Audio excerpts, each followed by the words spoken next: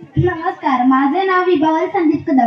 मी आता 5वीची विद्यार्थिनी. माझ्या शाळेचे नाव विद्या मंदिर आपटी. मी तुमच्या समोर एक कथा सादर करणार आहे. त्या कथेचे नाव आहे स्वामिनिष्ठ शिवा.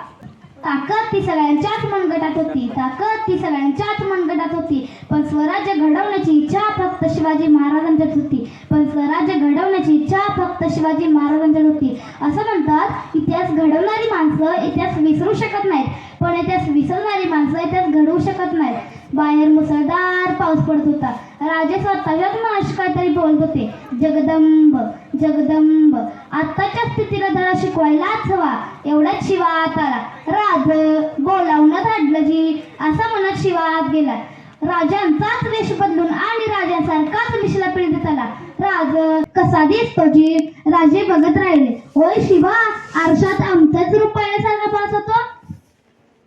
शिवा, मग राजाचा सिद्धी बी मला ओळखायचं नाही. आणि स्तब्ध झाले राजे. होय शिवा, तुला कसं कळलं? आम्ही तुला आमचं रूप सिद्धीच्या भेटीला पाठवणार आहे ते. आमचं रूप सिद्धीच्या भेटीला पाठवणार आहे ते. जय शिवराज जय महाराज. नमस्कार, माझे नाव गार्गी प्रमोद गिरी गोसावी. इयत्ता 6वी. शाळेचे नाव विद्या मंदिर आपटी. कथेचे नाव ताराराणी. लोक म्हणतात औरंगजेब चालून आलाय. दिल्लीचा बादशाह 1.5 लाखाची फौज घेऊन स्वराज्यावर चालून आलाय. लोक विचारतात आता कसं होणार? राजा नाही, छत्रपती नाही, आता स्वराज्याचं काय होणार? अरे त्यांना सांगा, सूर्य अस्ताला गेला म्हणजे प्रकाश संपला असे होत नाही. चंद्र अजून जिवंत आहे आणि जोपर्यंत या नसानसात मोहिते आणि भोसलेंचे रक्त खेळतंय तोपर्यंत या स्वराज्याला कुणाचं बापही घेऊ शकणार नाही. मोहिते घराण्याची लेक मी, हंबीरराव मोहितेंची कन्या. मुलींना अंगाई गाऊन झोपवलं जात असे, पण मला तलवारीच्या ठणकणात झोपायची सवय होती. खेळायला लहानपणी बाहुली मागितली नाही. बापाकडे घोड्याला रपेटे देण्याचा हट्ट धरला. राजाराम महाराजांशी लग्न झालं आणि मी या घराण्याची सून झाले. पण ते माझे पती नव्हते, ते माझा श्वास होते. 1700 साल उजडला आणि सिंहगड पोरका झाला. माझा राजा गेला, माझा आधार गेला, माझं कुंकू पुसलं गेलं. पण ऐका, मी बांगड्या फोडल्या नाही. मी माझा पदराचा पेच घट्ट केला आणि कपाळाला रक्ताचा टिळा लावून सांगितले, मी विधवा झाले असेल, पण ही सह्याद्रीची माती अजून विधवा झालेली नाही. तो औरंगजेब हसत होता. त्याला वाटले एक बाई काय करणार? अरे तिला बाई समजू नकोस, ती वादळ आहे. मी माझ्या 4 वर्षाच्या मुलाला गादीवर बसवलं आणि घोड्यावर स्वार झाले. 1 वर्ष, 2 वर्ष, 7 वर्ष. 7 वर्ष मी त्या म्हाताऱ्या औरंगजेबाच्या 4 मुंड्या चित केल्या. माझे नाव राजनंदिनी जीवन पवार आहे. मी इयत्ता 5वीत शिकते. माझ्या शाळेचे नाव विद्या मंदिर आपटी. माझ्या आत्याचे नाव आहे अफजल खानाचा वध. ज्या मातीत जन्मले तिचा रंग सावळा, ज्या मातीत जन्मले तिचा रंग सावळा. सह्याद्री असुवा हिमालय, छाती ठोकून सांगतो मी छत्रपती शिवाजी महाराजांचा मावळा. छाती ठोकून सांगतो मी छत्रपती शिवाजी महाराजांचा मावळा.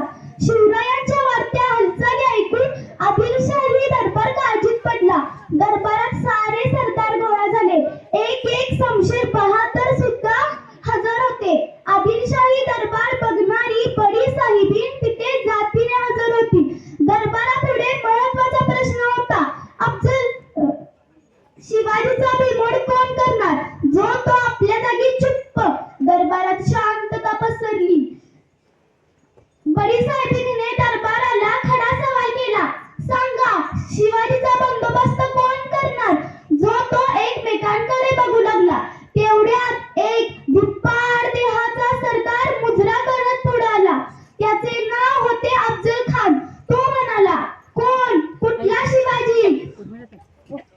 तो दरबारात बेड्या बांधून तरी उभासणार, नाहीतर त्याचे मुंडके तरी दरबारात सादर असेल, असे म्हणून तो थाटामाटाने विजापुरातून बाहेर पडला. स्वराज्यावर मोठे संकट आले होते, तरीही शिवराय डगमगले नाही.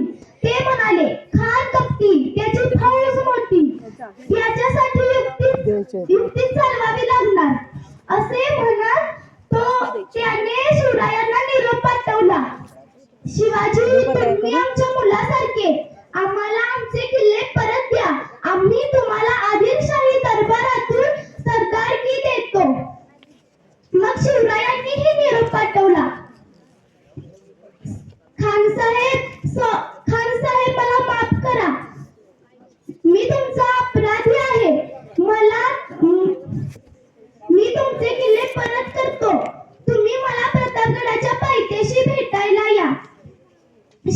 शिवरायांनी मोठा शामियाना तयार केला होता.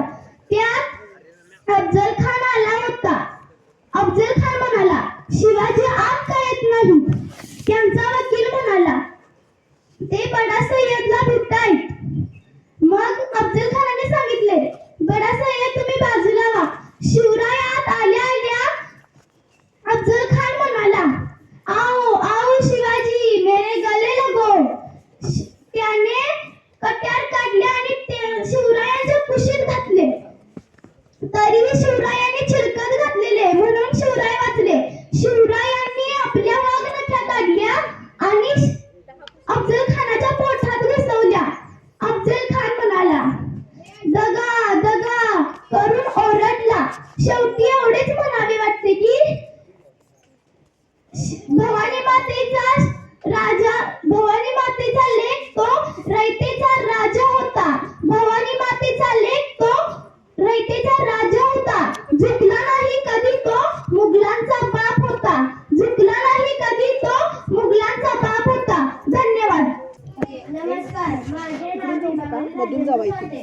मी इयत्ता 5वीत शिकते. माझ्या शाळेचे नाव आहे विद्या मंदिर नेबापूर. माझ्या कथेचे नाव आहे एक रसाळ कथा. एका महिन्याने जेवणाचे आमंत्रण दिले म्हणून मी जेवायला गेलो. जेवणानंतर एक बाऊल भरून आमरस दिला. तेव्हा मी तिला म्हणालो की अगं, आमरस असल्यावर भाज्या करायची गरज नव्हती. आमच्या घरी आमरस असल्यावर भाज्या करत नाही. त्यावर ती म्हणाली की रे, भाज्या केल्या नसत्या तर तुम्ही अजून 2-3 आमरस अरपला असता. म्हणून तिने 2 भाज्या केल्या. मी मात्र विचारात पडलो, ही बरोबर का ती बरोबर? जय हिंद.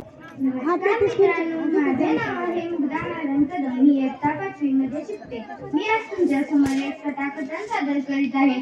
ते तुम्ही शांतचित्ताने ऐकून घ्यावे अशी माझी नम्र विनंती. माझ्या कथेचे नाव आहे दृष्टी नाही तर दृष्टिकोन बदला, नजर नाही नजरिया बदलो. एक राजा होता. त्याचा एक मित्र मंत्री होता, सेनापती होता. तो सेनापती सकारात्मक विचाराचा होता. काही घडले की म्हणायचा, बहुत बढिया बहुत बढिया. एखाद्याचं लग्न झालं की बहुत बढिया बहुत बढिया. एखाद्याची बायको मेली तरीही बहुत बढिया बहुत बढिया. एकदा काय झालं, राजा आपली तलवार साफ करत होता. साफ करता करता तलवार पायावर पडली आणि राजाचं बोट तुटलं. सेनापतीला कळालं राजाचं बोट तुटलं. तेव्हा सेनापती म्हणाला, बहुत बढिया बहुत बढिया. जेव्हा राजाला कळालं तेव्हा राजाला राग. राजाने सेनापतीला जेलमध्ये टाकलं. बहुत बढिया, जेलमध्ये टाकलं. बहुत बढिया. लाइट गेली का? बहुत बढ़िया. नालायक सेनापती, लाईट गेली तर माझं बोट तुटलंय आणि हा म्हणतो कसा, बहुत बढिया बहुत बढिया. 2 महिन्यानंतर एक दिवस राजा आपल्या सैनिकांना घेऊन जंगलामध्ये शिकारीसाठी जातो. राजा आणि सैनिक यांची होते चुकामुक. सैनिक जातात एकीकडे आणि राजा जातो दुसरीकडे. मग काय, अंधार होतो. जंगलातील आदिवासी राजाला पकडतात आणि आपल्या कबिलात घेऊन जातात. राजाला आंघोळ करून, राजाचे कपडे काढतात. त्याला आंघोळ करून देवी समोर बळी देण्यासाठी नेतात. तिथं बहुत बढ़िया कर देता. आदिवासी हातात तलवार घेऊन राजाच्या मानेवर मारतात. तितक्यात एकाची नजर राजाच्या तुटलेल्या अंगठ्याकडे जाते. तो म्हणतो, हा तर अपूर्ण आहे, खंडित आहे. जर का याचा बळी दिला तर देवी दुःखी होईल. देवीचा आपल्याला शाप लागेल. म्हणून राजाला सोडतात. राजा आपला घोडा घेतो आणि आपल्या महालात येतो. सैनिकांनो, सेनापतीला सोडा. सेनापतीला राजासमोर आणतात. राजा सेनापतीला घडलेली हकीकत सांगतो. बहुत बढिया बहुत बढिया. अरे हो, माझा अंगठा तुटला म्हणून माझा जीव वाचला. बहुत बढिया. पण तू 2 महिने झाले जेलमध्ये आहेस तरी बहुत बढिया म्हणतोस, ते कसं काय? राजाजी, हे बघा, मी तुमचा मित्र. जेलमध्ये नसतो तर तुमच्या सोबत आलो असतो आणि जंगलामध्ये तुमच्या सोबत पकडला गेलो असतो. तुम्ही तर बोट तुटल्यामुळे वाचलात, पण मी तर पूर्ण आहे ना. माझी मान कापली असती ना. म्हणून बहुत बढिया मित्रांनो, सांगायचे तात्पर्य एवढेच. समजा हातात ग्लास मध्ये अर्धा ग्लास पाणी भरले तर थोडे लोक म्हणतील ग्लास तर अर्धा रिकामा आहे, पण थोडे लोक म्हणतील ग्लास तर अर्धा भरलेला आहे. म्हणून वस्तू कशी दिसते याला महत्व नाही मित्रांनो, त्या वस्तूकडे आपण कसे बघतो याला महत्व आहे. म्हणून दृष्टी नाही तर दृष्टिकोन बदला. जय हिंद, धन्यवाद.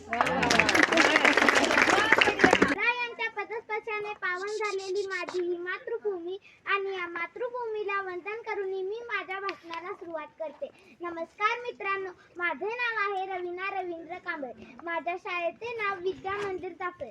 मी आज तुमच्या समोर एक कथा सादर करणार आहे. त्या कथेचे नाव आहे भाकरी. मित्रांनो, एक खूप गरीब माणूस असतो. तो त्याच्याकडे खायला 2 वेळेचे अन्न सुद्धा नसते. तो एका ठिकाणी बसलेला असतो. तेव्हा त्याला त्याच्या समोरून एक तपश्चर्या केलेले साधू महाराज जाताना दिसतात आणि तो त्या साधू महाराजांकडे जातो आणि म्हणतो, अरे काय करतोयस तू? तेव्हा तो गरीब माणूस म्हणतो, अरे हो साधू महाराज, तुम्ही तर किती महान साधू दिसत आहात. तुम्ही माझं नशीब बघून सांगा की माझ्या नशिबात लिहिलं काय आहे. कारण मला 2 वेळेचे अन्न सुद्धा मिळत नाही. माझ्या आयुष्यात नुसतं दुःख आणि दुःखच आहे. तेव्हा ते साधू महाराज म्हणतात, ठीक आहे. आणि काही वेळ डोळे बंद करून साधना करतात. काही वेळानंतर ते डोळे उघडतात आणि त्या गरीब माणसाला सांगतात, इथून पुढे तुझ्या आयुष्यात फक्त 20 भाकरी लिहिली आहे. त्याच्या व्यतिरिक्त तुझ्या आयुष्यात काहीच नाही. तेव्हा तो गरीब माणूस साधू महाराजांना म्हणतो, महाराज तुम्ही तर खूप ज्ञानी आहात, विज्ञानी आहात. भविष्य बघता तर असं काहीतरी करा की त्या 20 भाकरी मला आता मिळाव्यात. तेव्हा ते साधू महाराज म्हणतात, अरे तुझ्या आयुष्यात तर फक्त 20च भाकरी.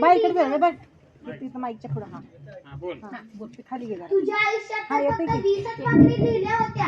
आज तू त्या मिळवून करशील तरी काय? तेव्हा तो गरीब माणूस म्हणतो, महाराज अहो त्या 20 भाकरी मला आता मिळाल्या तर खूप बरं होईल. तेव्हा ते साधू महाराज म्हणतात, ठीक आहे. आणि आपल्या काही शिष्यांच्या मदतीने त्याला त्या 20 भाकरी आणून देतात. तेव्हा तो गरीब माणूस खूप खुश होतो, कारण त्यानं आजपर्यंत इतकं जेवण कधीच बघितलं नव्हतं. तो पहिले अर्धी भाकर खातो, नंतर तो 1 खातो, नंतर तो 2 भाकरी खातो. तेवढ्यात त्याचं पोट भरून जातं.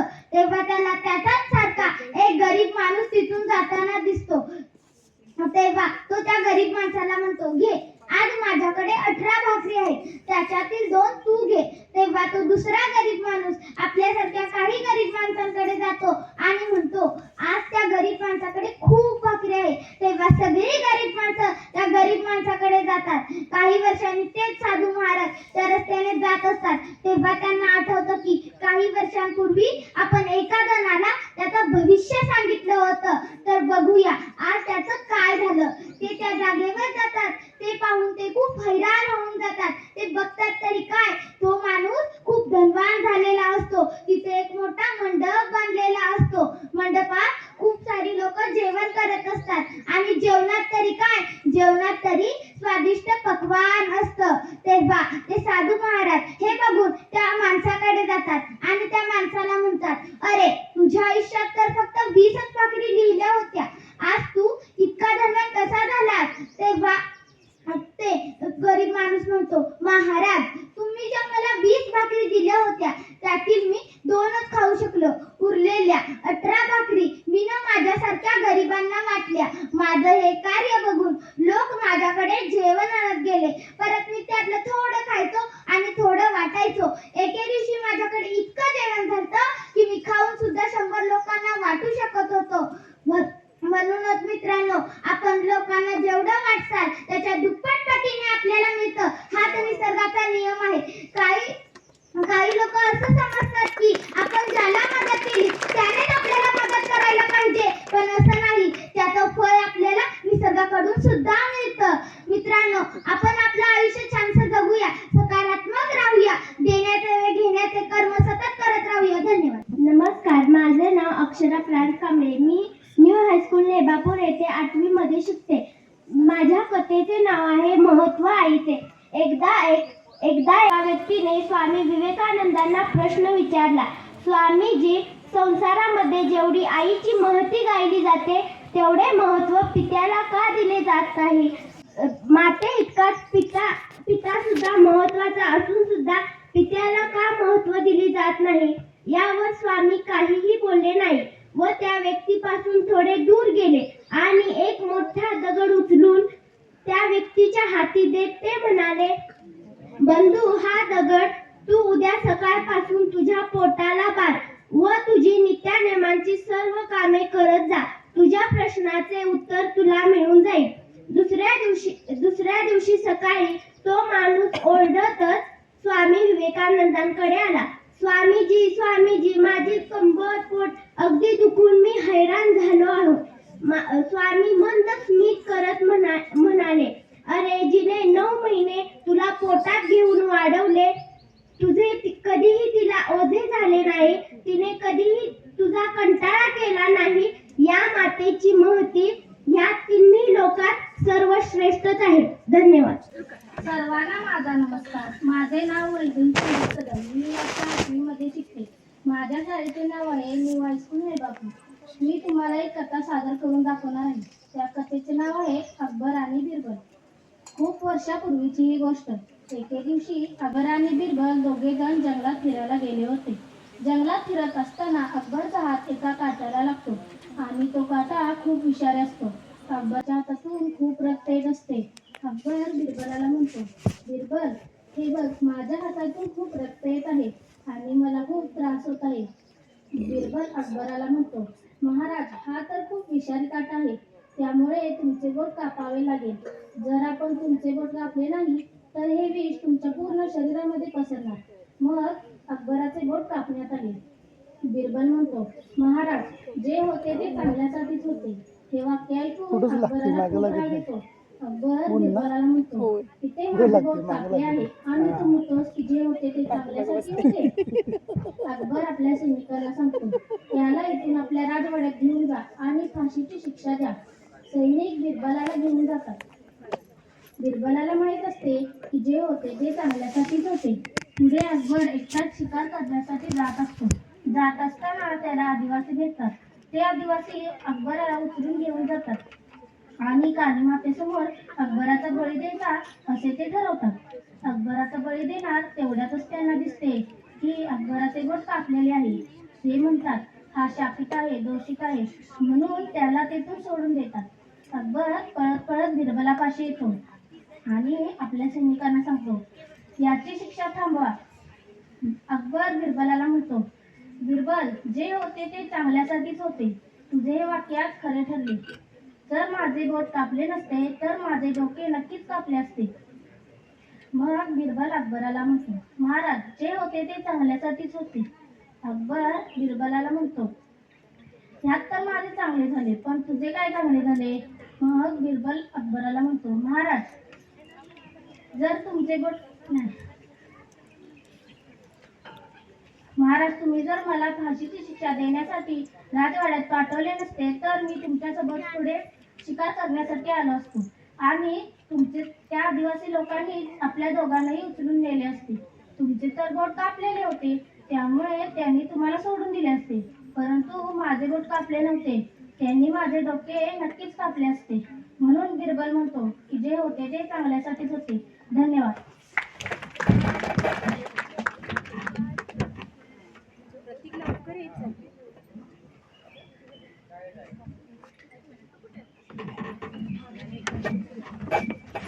नमस्कार, माझे नाव जान्हवी विश्वनाथ निकम. मी इयत्ता 8वीची विद्यार्थिनी.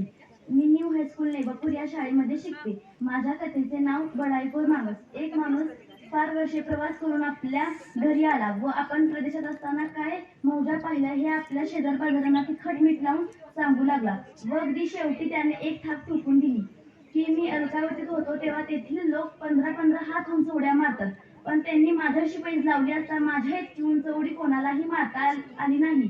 ऐकणाऱ्या कोणालाही ही गोष्ट खरी वाटली नाही. त्यांची खात्री करण्यासाठी तो नाना प्रकारच्या शपथा घेऊ लागला. त्या लोकातील एक माणूस म्हणाला, अहो, अशा शपथा कशाला घेता? हाताच्या कल्पनाला आरसा कशाला? तुम्ही यावेळी अलकावतीत आहात असे समजा व तिथे जशी उडी मारलात तशीच उडी इथेही मारा म्हणजे झालं. हे ऐकताच त्या बडाईखोर माणसाचे तोंड अगदी ताबडतोब बंद झाले. धन्यवाद.